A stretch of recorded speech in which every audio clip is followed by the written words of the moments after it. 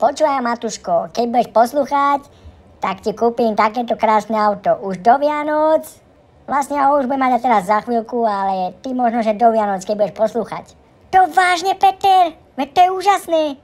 A počúvaj, nebudú ľudia trošku nasratí?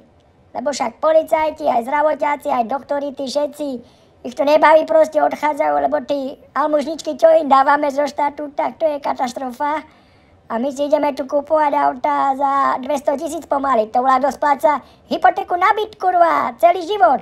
Jeba všetkých zdravotníkov, aj policajtov, aj vojakov. Ja som tu najväčší vojak, kurva. Nie, Peťo, ja som tu najväčší vojak.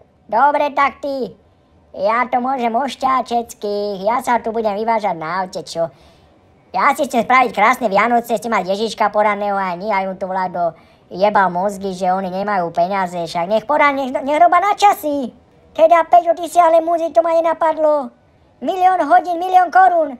Presne tak. Ja to tak tiež robím, ja som sústavne v robote, aj keď spím. A potom si môžeš dovoliť aj takéto krásne autičko. Počúvaj, to je paráda. A mne kúpiť také isté? Vieš, čo ti poviem? Tebe kúpim Gečko, kurva. Nech si frajer. Joj, ale Peťko, do Vianoc tiež áno, aby som aj ja sa mohol vyvážať. Aby som mal aj ja pekné Vianoce.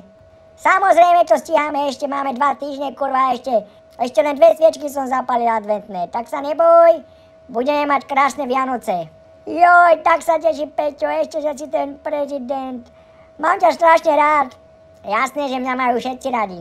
No až na tých policajtov a vojakov a zdravotníkov a kopec bežných ľudí. Už ticho, dobre, už to nerozkecavaj.